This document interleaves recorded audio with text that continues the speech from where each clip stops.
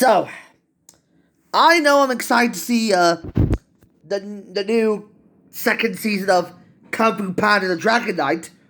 So, if that's on the way, I am going to review Kung Fu Panda from the year 2008. As I know that this movie, which was directed by John Stevenson, was originally a screenplay that came from the writing duo of both Jonathan Abel and Glenn Berger, as the story was told by Evan Rafe and Cyrus Voris.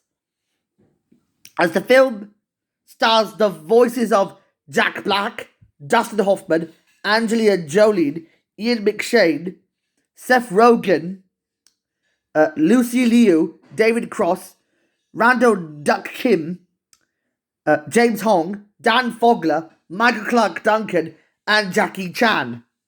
Although I might review Rush Hour later for tomorrow for its 25th anniversary, for some reason it's set in an out-of-date version of Age of China that is populated by anthropomorphic animals rather than just human beings, which centers on a bubbling panda named Po, who is a kung fu enthusiastic. Wait a minute, let me get this out of the way.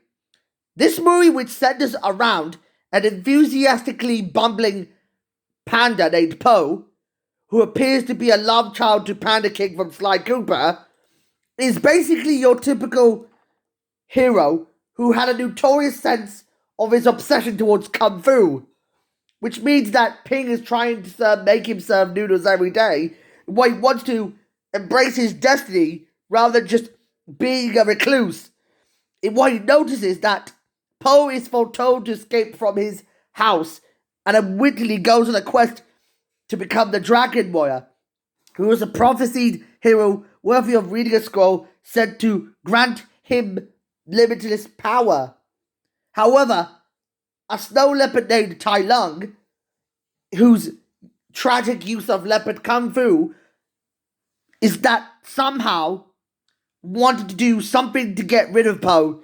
If he wants to use his leopard kung fu to get rid of Po's bear kung fu, it's basically the exact opposite of Tiger versus Dragon.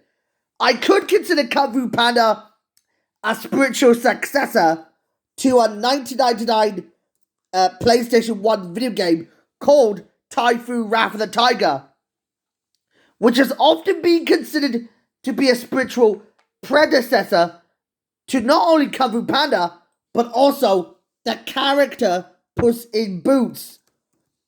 As we may know him, that Puss in Boots was supposed to be in the first Shrek movie, ended up getting his appearance in the second Shrek movie.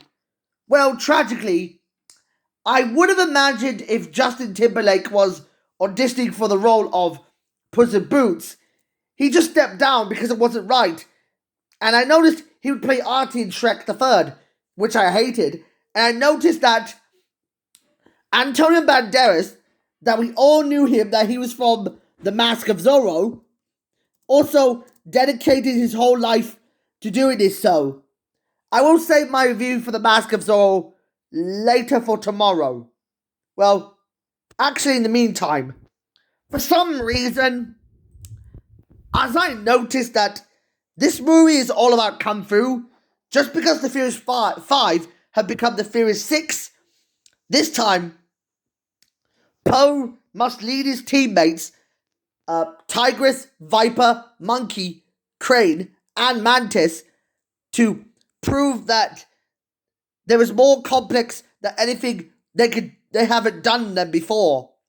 Despite the film being conceived by an embittered DreamWorks Animation, as well as the emboldened Paramount Pictures, this movie took only probably 3 years to make this movie, from October 2004 all the way up to June of 2007.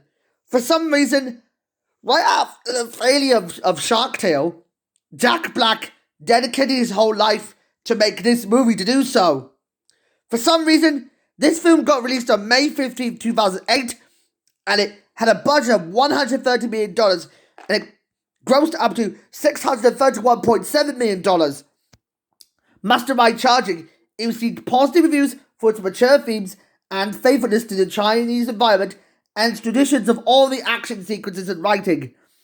Despite this, it resulted the film to get into the #1 position at the box office, becoming DreamWorks' biggest opening for a non-sequel film.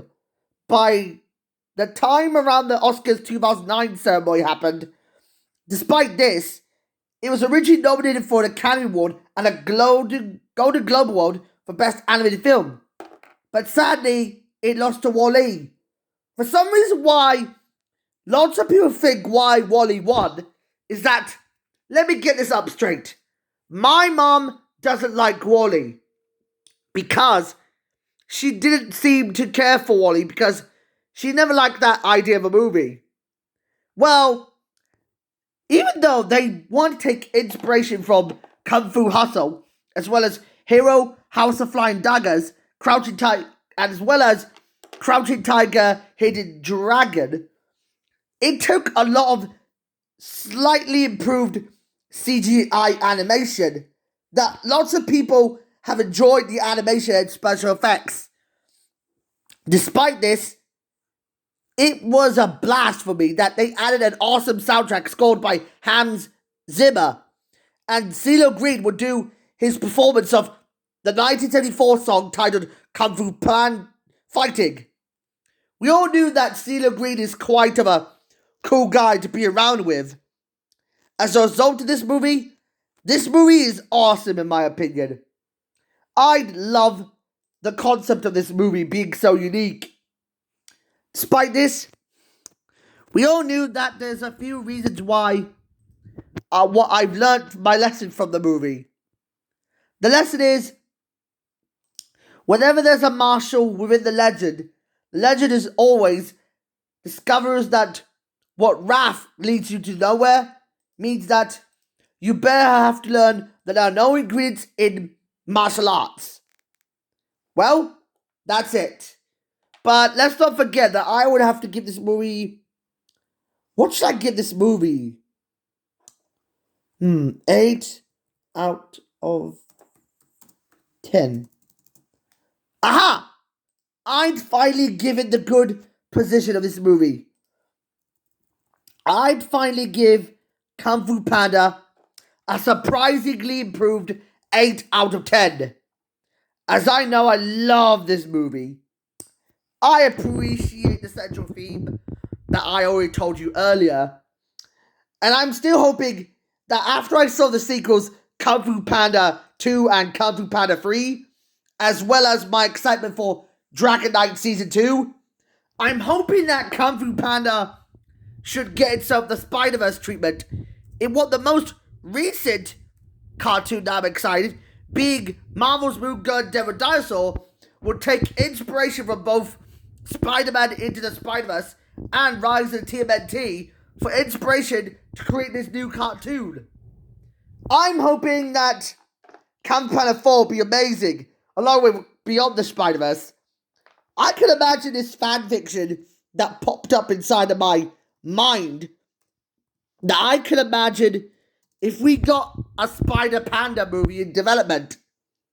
I would have loved to see a panda being bitten by some sort of a mutated tarantulan jumping wolf spider thingamajib.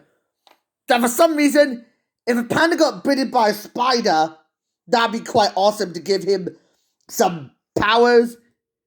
I could imagine this is going to be like Panda Mania to me. No, not the character of Marvel that we're talking about. No, we're not talking about that character. I don't know much about that character, but... Anyways, you know what they say about the whole thing, about what I could have imagined. You know what they say? Some things never change. But if you would hit the like subscription, if you want to hit the like button, you should subscribe to my account. So this is me, Sohail, signing out. So bye-bye.